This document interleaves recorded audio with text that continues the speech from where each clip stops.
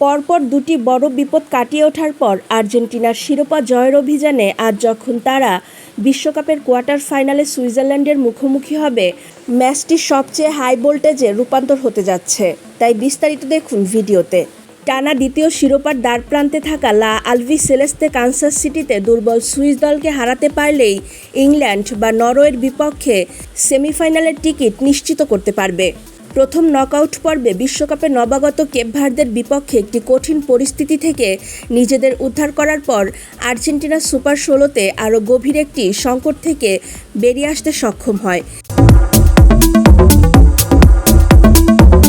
শেষ 16র প্রতিপক্ষ মিশর খেলা শেষ হওয়ার 11 মিনিট আগে 2-0 গোলে এগিয়ে ছিল, কিন্তু একটি সাহসী প্রত্যাবর্তন এবং কিছু বিতর্কিত ভিএআরের সিদ্ধান্ত লিওনেল স্কালোনির দলকে ম্যাচের মোড় পুরোপুরি ঘুরিয়ে দিতে সাহায্য করে। হারের মুখ থেকে আর্জেন্টিনাকে ক্রিস্টিয়ানো রোমেরো, লিওনেল মেসি ও এনজো ফার্নান্দেসের গোলে দুর্দান্তভাবে ফিরে জয় নিশ্চিত করে আর্জেন্টিনা।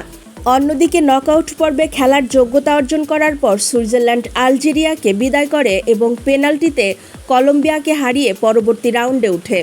এখন শেষ 8-এ টিকে থাকা 6টি ইউরোপীয় দলের মধ্যে একটি হিসেবে সুইস ফুটবলের জন্য এক নতুন মাইলফলক গড়তে হলে তাদের অবশ্যই বর্তমান চ্যাম্পিয়নদের হারাতে হবে।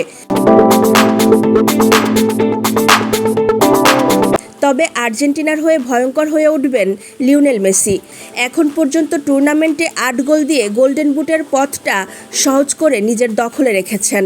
তার সাথে লাউতারো মার্তিনেজ থাকবেন। সুইজারল্যান্ডের হয়ে রবেন ভার্গাস দারুণ শুরু করবেন। দলের হয়ে গোল দেওয়ার রেকর্ড রয়েছে এই খেলোয়াড়ের। এতে বিশ্বকাপের বড় মঞ্চে ছেড়ে কথা বলবে না। সর্বশেষ খালিসিটিয়া বলছে 70% জয়ের হার নিয়ে মাঠে নামবে আর্জেন্টিনা। অন্যদিকে 20% জয়ের হার নিয়ে মাঠে নামবে সুইজারল্যান্ড। বাকি 10% খেলা এক্সট্রা টাইমে গড়াতে পারে।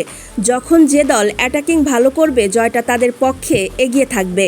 দর্শক, আপনার কাছে কি মনে হয়, কে জিতবে, আর্জেন্টিনা নাকি সুইজারল্যান্ড?